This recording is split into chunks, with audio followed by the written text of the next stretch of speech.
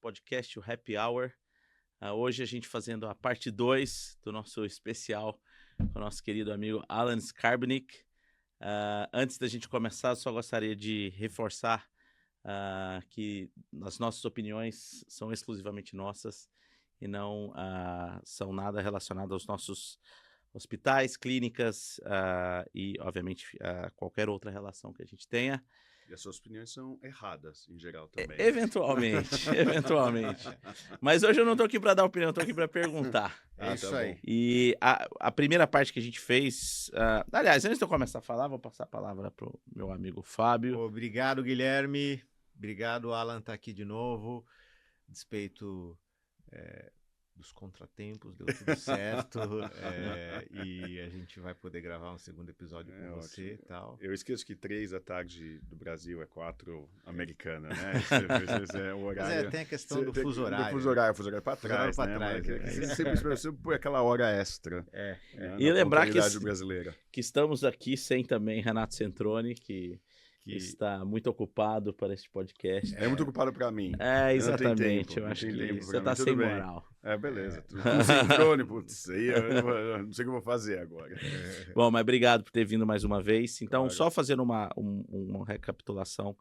No primeira parte desse podcast, a gente discutiu muito sobre começar um serviço de terapia celular do zero, né? E você explicou muito bem como fazer isso. Falou também de música dos anos 80, que foi muito legal. Mas agora a gente vai partir para uma segunda discussão, que é uma coisa que a gente sempre fala aqui no Brasil, se eu tivesse tudo, se eu tivesse isso na mão, se eu tivesse aquilo na mão, e você, querendo ou não, tem tudo isso na mão, né? Ou pelo menos com uma maior facilidade. Sim. E recentemente, inclusive, você participou de uma publicação muito importante, exatamente sobre o papel do CAR-T em linfoma folicular. Eu queria que você falasse um pouco mais como foi a experiência do clinical trial, os achados, e como que você transfere isso para sua prática hoje fora do estudo clínico. Primeiro, de novo, obrigado por ter me obrigado a vir aqui hoje, não é nem convidado, mas obrigado. Enfim, é sempre bom falar com vocês e aí para o público do Brasil. Esse estudo clínico foi bem interessante. Era um estudo de Breyanzi, ou Lisocabtagene, Lisocell, que não tem ainda no Brasil. É uma marca de CAR-T isso, né? É um produto, né? É uma marca. É M-Office do CAR-T. Nem sei quais são as marcas brasileiras hoje em dia. Faz muito tempo, nem deve existir mais. É reserva do CAR-T. É um produto de CAR-T diferente do Tizacel, diferente do Axicell. Cada um deles tem o produto em si é diferente, o fator co-estimulatório é diferente. O que é bem interessante do Lisocell é que ele tem um ratio, uma proporção fixa entre CD4 e CD8. Então, a dose de CD8 e CD4 que você dá para o paciente é a mesma. Os outros é o que está ali no mix, vai ser o que está. E aqui eles calculam para ter a mesma dose de CD4 e CD8, que eles acham que dá uma equilibrada aí e talvez diminua as toxicidades. Acho que gera menos toxicidade. Exato, essa é a ideia. E, clinicamente, é o que a gente vê na realidade. Esse é um produto que tem uma taxa de síndrome de liberação de citoquina e neurotoxicidade menor do que o Axicell, por exemplo. No entanto, o Axicell tem uma cinética de expansão celular muito mais rápida do que tanto o Lisocell quanto o Tizacel. Então, pessoalmente, eu dou uma preferência maior para usar Axicell para doenças agressivas. Então, linfoma difuso, ou se eu estou usando para Richter, ou se eu estou usando off-label, fora da bula, para sistema nervoso central, etc. Eu acho que a cinética de expansão ali é importante, porque você precisa ter aquele pico rápido para destruir uma doença que tem uma replicação celular acelerada, versus o Lisocell. Pessoalmente não uso o Tizacel para adulto, para linfoma. Eu acho que para leucemia ainda é um produto bem interessante para ele aliar, mas o Lisocell é um produto que tem uma expansão mais lenta, o que o torna um pouco mais adequado para doenças de grau menor. Folicular, agora é aprovado para manto e LLC também. Então, acho que para LLC é ótimo, para folicular, que você não tem tanto esse problema da replicação celular, em geral, não transformado, né? Então, deixa eu entender uma coisa. Então, são 2 produtos de terapia celular. Você diria, então, que o AxiCell é aquele que expande muito rápido, você infunde na pessoa, as células expandem rápido, e aí que você prefere para uma doença muito agressiva, tipo um difuso, refratário. Já o outro, o Lisocell, pelo que você está falando, ele é mais sossegado na expansão. Ele tem, mas ele é mais sossegado. Ele demora um pouco mais. Ele é efetivo em difuso também. A gente tem os dados aí do estudo de fase 3, que tanto o Lisocell quanto o AxiCell foram estudos positivos, que foi segunda linha para difuso refratário, que recidivou em 1 ano, dentro de 1 ano de terapia, e foi comparado tanto o AxiCell quanto o Lisocell versus quimioterapia e transplante. Tá? Na segunda linha, os 2 foram superiores ao tratamento estándar, o controle. O Tizacel não foi. O Tizacel, que é o estudo... Que é o estudo Belinda, que é o Kymriah, o Tizacel, ele teve o mesmo desfecho entre o CAR-T e o standard, e isso, de certa forma, corrobora opiniões que a gente já tinha antes, que não era o medicamento mais adequado para difuso. Eu acho que isso aí corroborou, de certa forma, esta opinião. O AxiCell já tem dados de sobrevida global superior ao braço controle nesse estudo. O Lisocell está quase lá, mas ainda não está lá. O segmento é um pouco mais curto já, então eles têm mais tempo de segmento. E não é que eu não uso o Lisocell para difuso. Eu uso o Lisocell no difuso em idosos, por exemplo, em pessoas que eu tenho um pouco mais de receio de ter toxicidades. Então, eu vou talvez perder um pouco de eficácia, mas eu ganho na toxicidade. Então, os pacientes não têm tanta complicação. A velocidade de expansão tem a ver muito com o efeito colateral que o paciente vai desenvolver. Exato. O pico de expansão tem muito a ver com a rapidez e a severidade do efeito colateral do paciente, mas, de certa forma, pelo menos para o AxiCell, os dados são que o pico de expansão inicial tem a ver com a taxa de resposta também. Então, eles estão um pouco interligados. Então, em geral, quando eu dou AxiCell e eu não estou vendo uma liberação de citocina, eu já começo a ficar meio preocupado. A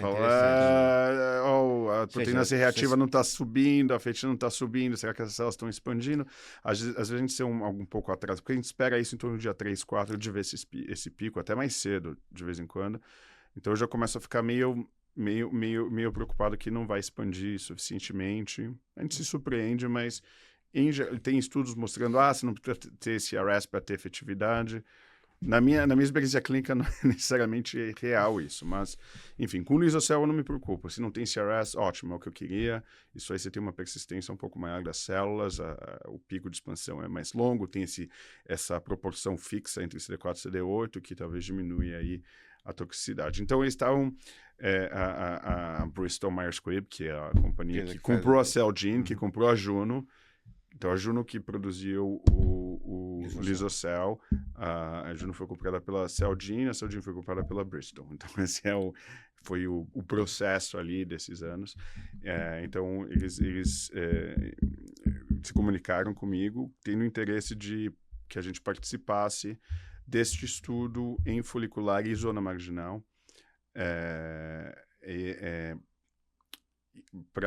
que eles queriam um serviço que fosse não estritamente acadêmico, não parte de um centro acadêmico estrito, como a gente discutiu no outro dia, que era nessa situação, e eles queriam ter uma certa experiência de fazer isso no ambiente ambulatorial, e a gente ainda não tinha isso desenvolvido. A gente desenvolveu o nosso sistema de CAR-T ambulatorial para o estudo, e eles não tinham nenhum guideline de como fazer isso. Eles falaram, você consegue dar ambulatorial? Eu falei, consigo.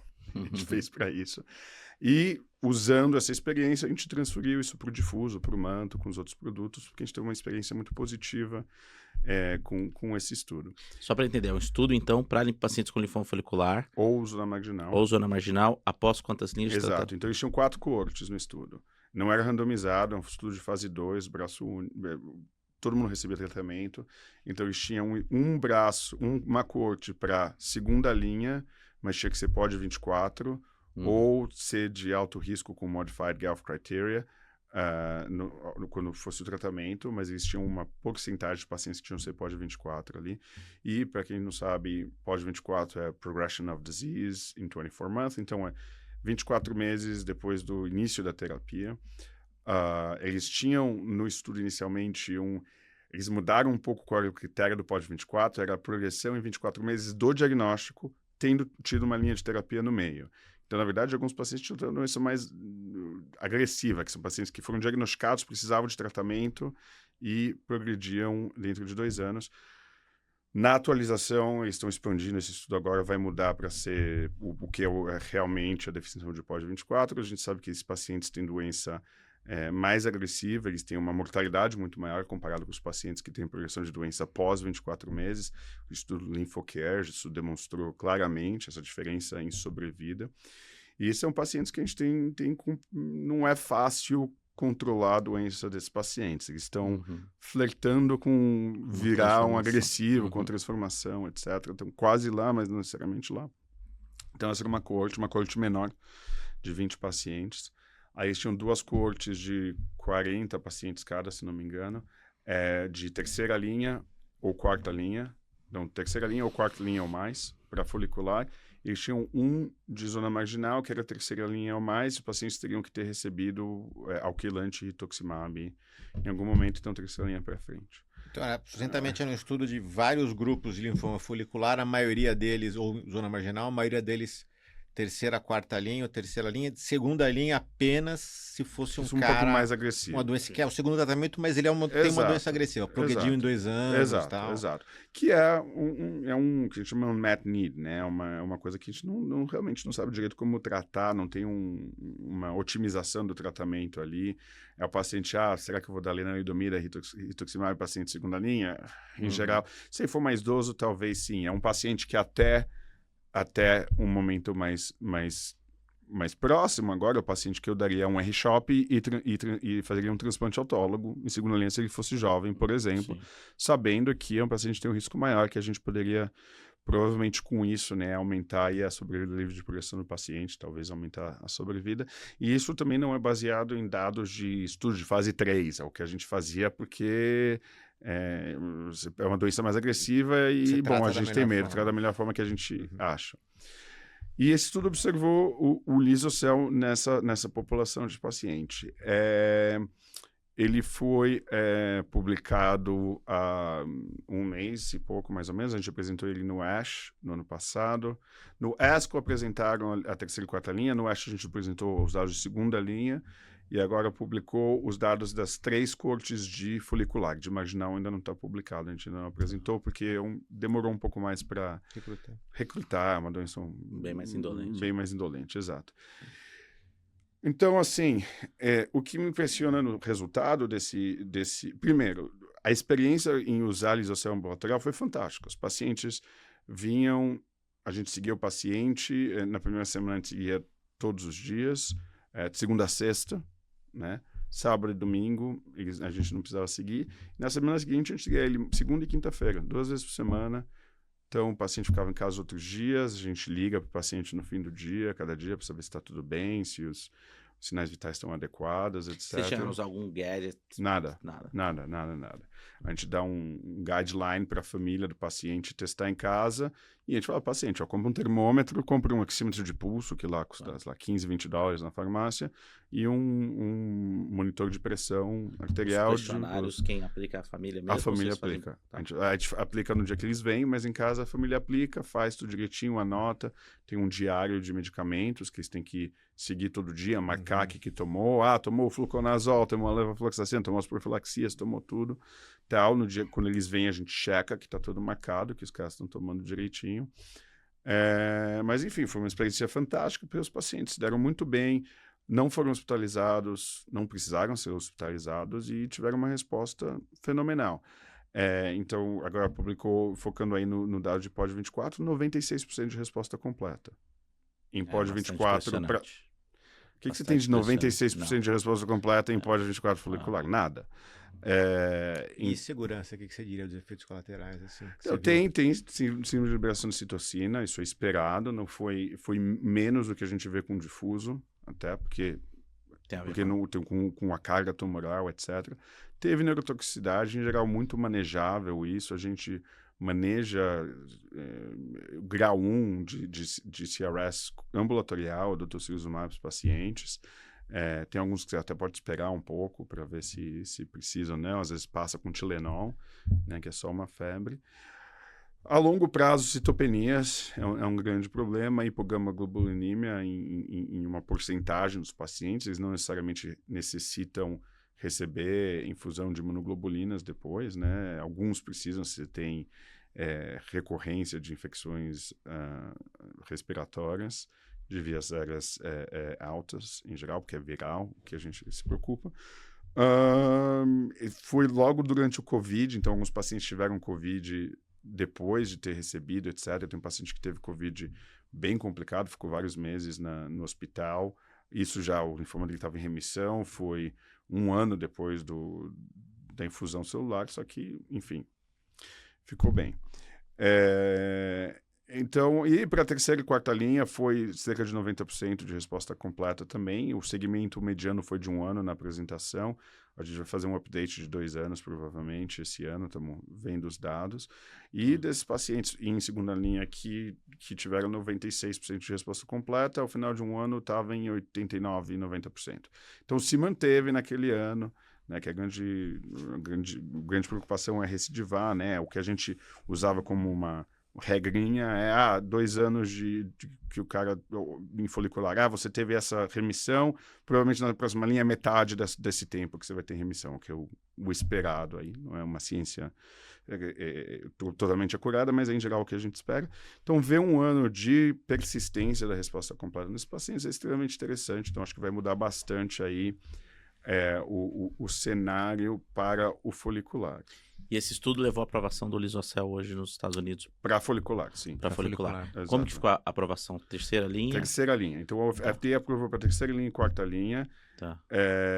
E aí, a segunda linha, eles falaram, é muito interessante os dados, só que a gente precisa de mais paciente. Tá. Então, o estudo vai ampliar aquela corte agora para poder, só de segunda linha, para poder pegar mais pacientes, para poder corroborar aí os resultados e talvez ter uma aprovação na segunda linha pelo FDA. Então, no momento, aprovado para a terceira linha ou mais. Isso é uma aprovação recente ou... Faz 1 mês. 1 mês. E aproveitando, né? Nesse cenário terceira linha, e aí volta naquilo que eu falei no começo, de ter tudo na mão, você tem aprovação de outras drogas. Sim. Né? Eu vou falar algumas, obviamente a gente sabe que algumas já não tem tanto appeal assim, mas você tem os inibidores de ZH2, você tem Copanlisib, eu avisei. Mas você tem aprovação recente, inclusive, de epcoritamab. Tá bom. De epcoritamab ontem. Ontem, exatamente. Para folicular, mas tem mosunetuzumab Mosunetuzumab, que são anticorpos bispecíficos. Correto. E aí, com tudo isso na mão, linfoma folicular, terceira linha, como que você tem... Folicular, eu vejo folicular diferente de difuso, por exemplo. Então, difuso, a gente tem específico, tem CAR-T. A gente tem CAR-T para a segunda linha, para 75% das recidivas que acontecem em 1 ano, né, pós-tratamento. 25% das recidivas de difuso acontecem depois de 1 ano de tratamento. Sim. Então, para a maioria dos pacientes, tem que ter CAR-T aprovado como segunda linha e no momento específico, é só aprovado para a terceira linha ou mais. Então, na bula, essa sequência. Químio, CAR-T e um bispecífico depois. Se tivesse as duas aprovados na mesma segunda linha, por exemplo, no momento com os dados que a gente tem, eu ainda usaria o CAR-T primeiro e o bispecífico depois. A gente sabe que a gente está curando o número de pacientes com difuso com CAR-T, ainda não sabemos isso com o bispecífico. Então, a gente precisa de um segmento mais prolongado para saber se a gente vai estar curando pacientes com bispecífico ou não. E, principalmente com o epcoritamab, se a gente pode parar o medicamento que é de duração contínua, o glofitamab é duração fixa. O mosunetuzumab também é. O mosunetuzumab é duração fixa. Fixa. Para folicular. São 2 anos? Não, eu já chego lá. Isso para difuso. Difuso a gente precisa ser um pouco mais agressivo. Para folicular, tanto o Moso, quanto o Épico, quanto o Carté tem a mesma aprovação em terceira linha. Então aí você vai começar a ter um pouco de logística, filosofia e o que o seguro vai te aprovar também. Então, assim, um paciente jovem que quer voltar o máximo possível para uma vida regular, o mais rápido possível, eu acho que ele tem mais atrativo. É um tratamento. Você recebe o tratamento, você vai para casa, fica aí um mês um pouco isolado, mas depois já começa a voltar para a sua vida normal. O mosunetuzumab, você trata no mínimo de 9 ciclos, tá? E se o paciente tem resposta completa em 9 ciclos, você para. Se a resposta é parcial, você continua até 17 ciclos, se eu não me engano. Então, é 9 ou 17. Então, menos de um ano até um ano e pouquinho, porque não é 4 semanas, então. Isso é o Moso, o epcoritamab, foi aprovado ontem, eu não tive tempo de ler qual que é a aprovação ainda, qual vai ser a bula dele, mas vai ser, acredito, a duração fixa também, não é contínuo. E aí as pequenas moléculas você deixaria já para um segundo momento, assim? Sim, eu trocaria. A sequência seria químio. Se for aprovado algo na segunda linha, que espero que Carté seja aprovado na segunda linha no momento rápido, em um ano mais ou menos, usaria Carté em segunda linha, principalmente para POD 24. Se não é POD 24, aí a gente vê qual que é.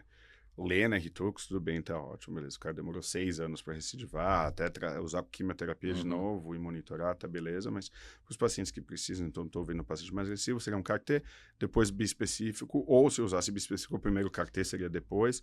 Aí depois disso, agora Zano é aprovado, né? Zano é aprovado para folicular. Tem dados muito bons, então acho que Zanubrutinib que é o Rosewood, né? O Rosewood, exato, sim. Então seria... Se eu não usei lenalidomida ainda, seria próximo passo. Se eu não usei lenalidomida, eu usaria lenalidomida. Se eu já usei lenalidomida, provavelmente usando seria o próximo passo. Esquece o copalicib. Eu não gosto de inibidor de P3 quinase. Esquece 50% de hiperglicemia com copalicib. Não é uma droga fácil de dar. Depois disso, o inibidor de ZH2. Então, já tem umas 5, 6 linhas de tratamento para esse paciente, eles conseguem viver bastante tempo. Então, essa seria a sequência que eu focaria no momento, tendo tudo em mãos. E só para falar, para se tiver algum paciente escutando, né? Muito antes dessas drogas, a expectativa do paciente de vida com o paciente com linfoma folicular é em cerca de 2, 3 décadas de vida. Tirando essa população que o Alan falou muito bem, que são os que progridem rapidamente em 2 anos, que aí realmente a gente precisa de terapias mais intensificadas. A verdade é que a gente vem caminhando para que o linfoma folicular, a gente traga essa curva de sobrevida do paciente muito próximo da população normal. Exato. Então, acho que a gente tem grandes avanços aí. Sim, sim. E é legal saber como que você está criando essa organização como você vê aí. essa coisa na cabeça. Porque realmente a gente vai ter a chegada muito dessas coisas muito rápido aqui no Brasil. A gente tem, acho que a aprovação já de CAR-T, do Kymriah, para folicular. Para folicular. Acho que do Axicel também, né? Do Axicel não lembro. Acho que do Axicel também. Do Lisocel ainda não... Ainda do Lisocel ainda não, a gente não tem a previsão de chegar seria aqui. O melhor, talvez, pelo que você está falando. O dado que a gente tem até agora, tem que esperar um pouco mais, talvez isso caia, a gente não sabe. Então, tá bom. Legal. Bom, acho que tá na hora, né? Tá na hora. Acho. Então tá bom. Bom, pessoal, para nossa segunda parte do nosso tira-gosto cultural aí, eu trouxe, na verdade, quando eu tive na casa do Alan em Charlotte, há 2 anos atrás, ele me presenteou com essa belíssima garrafa. E eu falei para ele que eu ia abrir numa ocasião especial. Estamos aqui hoje. Bom, mas tem que ter essa garrafa, uma garrafa única, porque o pessoal vai ver o label aí, Elijah Craig, vai achar que é o que você compra na loja. Eu ia te falar, conte um pouco desse whisky, desse bourbon, que eu sei que é uma garrafa numerada, isso aqui é uma coisa... É uma garrafa privada. Tá. Então, bom, pra quem não sabe, bourbon é um tipo de whisky. Tá. Mas você vai querer que eu faça um momento palestrinha aqui? Por favor. Palestrinha. Momento palestrinha. Vamos ligar para você, explica o que é bourbon. Tá bom, o bourbon é um whisky. É um destilado de grãos, mas é altamente regulado. É um destilado de grãos que tem que ter pelo menos 51% de milho na mistura de grãos. O resto pode ser o que quiser, cevada, centeio, etc. Jack Daniels é um bourbon? Não, Tennessee Whiskey. Tennessee. Isso que é uma coisa que o bourbon tem que ser produzido nos Estados Unidos. Pode ser em qualquer estado dos Estados Unidos, mas precisa ser produzido nos Estados Unidos. Esse aqui é de Kentucky. Kentucky, que é onde a maioria dos bourbons está. Precisa ser envelhecido ou armazenado em barris de carvalho americano tostado, virgens, nunca utilizados antes. E aí isso vai dar uma rápida expansão do bourbon ou uma expansão mais lenta? Não, porque a cor do bourbon vem do barril, na verdade o destilado é transparente. E então é extremamente bem regulado, tem que ser no máximo colocado no barril a uma prova de 160, que é 80% de teor alcoólico, e tem que sair do barril não mais do que 130 ou 128, se eu não me engano, e em geral é engarrafado com... Eles diluem mais e engarrafam em geral com 45% de teor alcoólico. A gente tem um grupo de fanáticos por bourbon na minha vizinhança, que a gente tem... A maioria dos bourbons é um batch. Eles pegam vários barris e misturam dentro da destilaria para produzir. O nosso é um barril particular, que a destilaria vem até a gente com seleções de barris, a gente faz uma prova cega, escolhe um barril para a gente e eles engarrafam aquele barril só para o nosso grupo. Então, saem umas 150 garrafas de um barril único só pra gente, e você não consegue achar esse em outro lugar, só a gente tem. Então, com esse perfil de sabor. Esse foi um momento palestrinha. Mas você vê que é coisa de qualidade, a tampa é super bonita.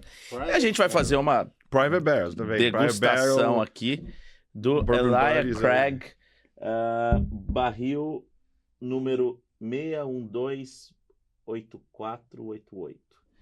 Com presente do meu grande amigo. Obrigado. Estamos degustando no copo personalizado. Do Happy Hour. Happy Hour Podcast. Sem gelo, que é a forma correta. Uma boa pergunta. Dica, como bebe isso? Como que você bebe isso? On the rocks? Eu Cowboy? bebo, em geral, neat, sem gelo. Tá. Mas uma gotinha de água para abrir o... Pode ser, se você quiser, não é necessário, não é que nem Scott, que isso aí faz uma diferença, que faz uma diferençazinha, mas se é assim, não é full proof, eu vou sem gelo. Se é um que a gente chama barrel proof, que não é diluído depois, então é um teor alcoólico muito maior, um pouco mais ácido no paladar, a gente coloca um gelinho para diluir um pouco, mas esse aqui vai sem. Vamos ver Então, e como não pode faltar, sempre a gente tá falando de música, eu resolvi levantar algumas músicas que tem o whisky como temática ou como nas letras. Mas bebe antes. Sim, vamos provar aqui. O cheiro é bom. Gostoso, gostei, muito bom. É bem mais suave que o whisky, parece. É mais doce. É, mais doce. E desce menos... Parece. Depende do uísque que você tá tomando também, mas é mais doce. Acabou de dar aquela humilhada básica, né? Se você não tá tomando uísque de 200 anos que eu tomo, aí pode tá ser, tomando, tudo bem, mas desculpa. É mais depende do uísque que você tá usando. Se você tá, como eu, por exemplo, um bourbon... Você vai no Japão e compra uísque japonês. O uísque japonês é fantástico. É fantástico. Carvalho indiano. É muito bom. Aliás, cara, o Japão é fantástico, porque eles pegam coisas que o mundo faz bem e eles fazem melhor. Sim, assim, é fantástico. Sim. Mas... Na casa de um amigo meu, esse final de semana, ele tinha lá na sala uma garrafa de uísque japonês. É muito bom. E o Helman tava lá também, eu perguntei pra ele. Você não pode dar uísque pro Helman. Eu falei assim, Helman, não é esse o uísque japonês? O uísque japonês, na casa do cara, tava na sala, assim, numa estande e tal, numa estante, tudo um negócio bonito, um lugar de honra.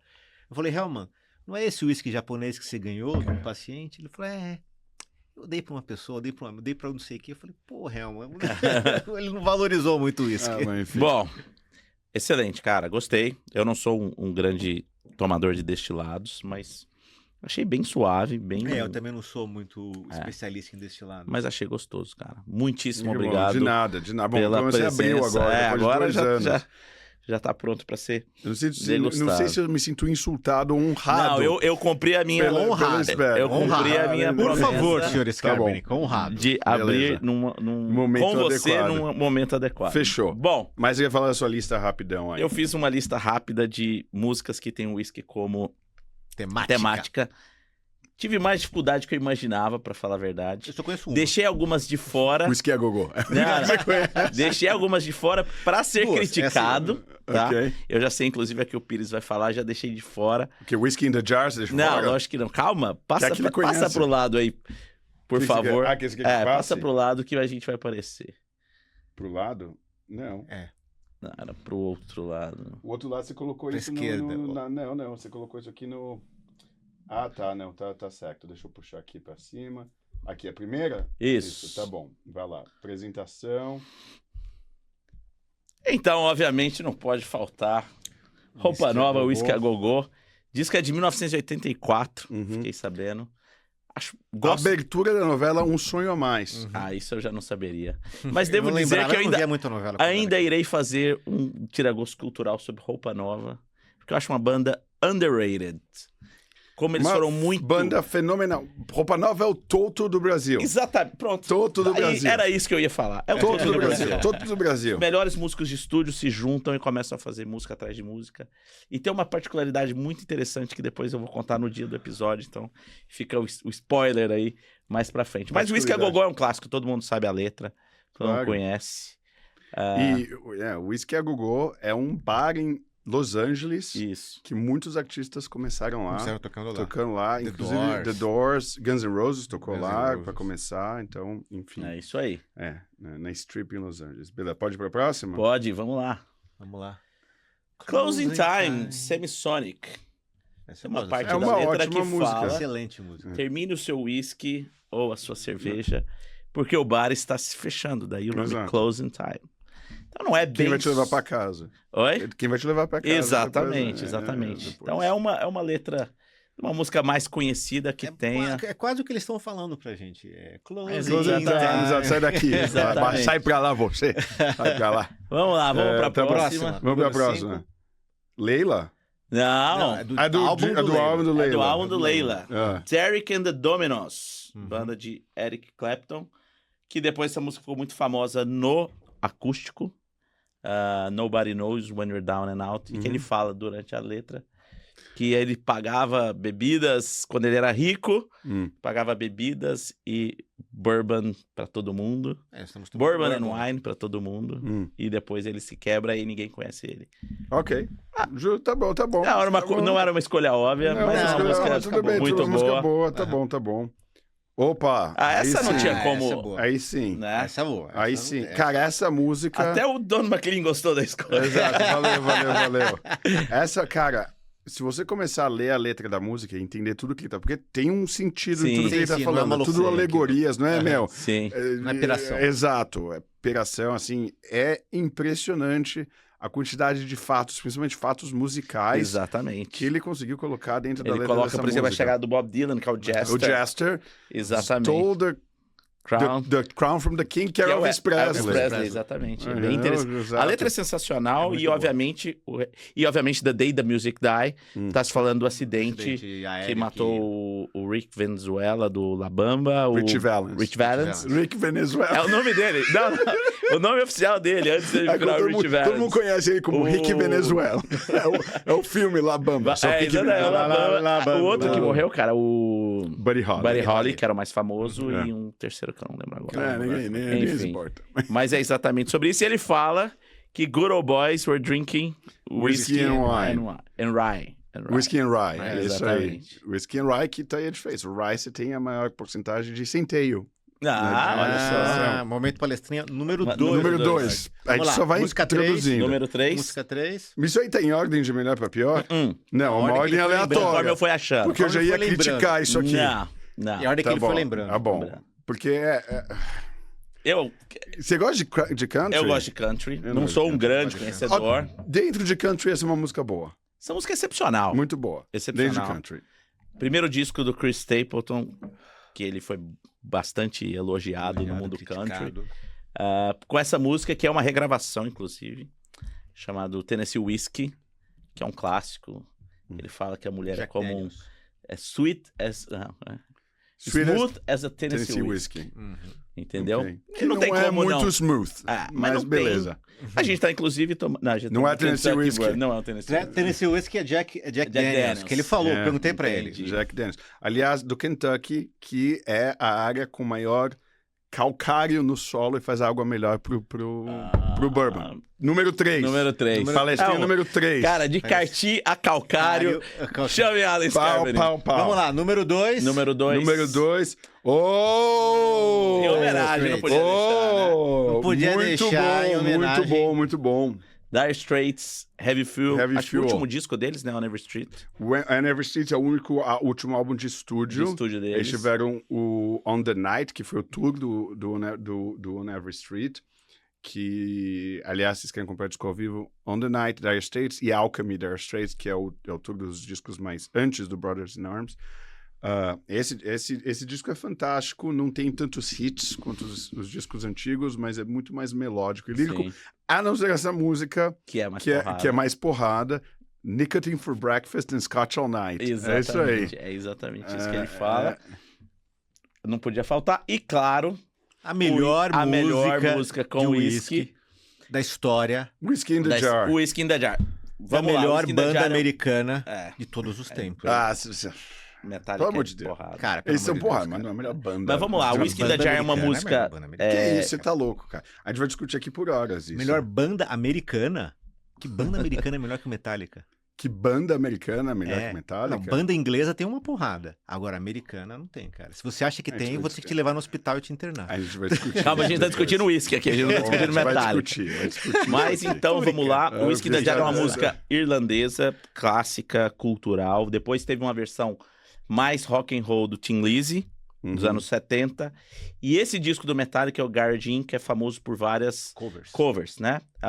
É uma época que o Metallica não tava lá tão bem assim, era aquela época que eles cortaram o cabelo, ficaram mais pop. Aí tem que pegar a música de outras pessoas pra ficar na bem. Muito eles fizeram Behind Blue Eyes nesse álbum também. Fizeram Tuesday's Gone. Eles têm umas covers, que são umas músicas, eles têm umas... Am I Evil, que é uma música do Danzig, que é uma música cuja letra é uma das coisas mais proibidas que eu já ouvi falar, já ouvi na minha Proibidão? vida. Tipo, proibidão? É esse naipe. Bom, mas o Whiskey in the Jar é o hino do whisky, vamos falar a verdade. Acho que... Ok, justo. Deixei de fora, Fábio, por favor, fala o que tá faltando. Whiskey on the Rocks do AC/DC. Claro. E mais alguma? Alabama Song. Era essas duas que eu tinha Alabama de propósito, Song do The Doors. Justamente pra vocês. Alabama Song. Enfim, provavelmente vai virar uma playlist que a gente vai soltar junto. Com certeza. Não vai ser tão bom contra a outra playlist. Com certeza dos álbuns que, com certeza não. Que eu coloquei, porque o esforço foi diferente aqui. Com certeza, mas de qualquer maneira a gente Você deu um Google em música. Ele perguntou no chat GPT, música com whisky. Põe uma lista, faça um PowerPoint. Não, fala isso, cara, não ia ter whisky a Google lá. Foi uma pesquisa muito... Fui muito a fundo. Qualquer brasileiro, você fala música com whisky, vai ser whisky a gogo. Qualquer brasileiro nascido antes de 95, talvez. É isso aí. Vai, vamos lá. Bom, e com isso a gente fecha o nosso segunda parte do nosso especial Alan Scarberry. Alan, muitíssimo obrigado. De nada. Por estar aqui. A qualidade do podcast vai cair tremendamente depois da minha saída aqui. A gente sabe, mas você é um membro... Beleza. Sempre que você vier, a gente grava um episódio. Inclusive um momento palestrinha todo episódio com Alan Scarberry. Se tiver dúvida, alguma coisa a gente liga pra você. Pode me ligar, phone a friend. Bom, gente, obrigado. Obrigado. A gente se vê aí nos próximos. Até mais. Muito obrigado. Um abraço.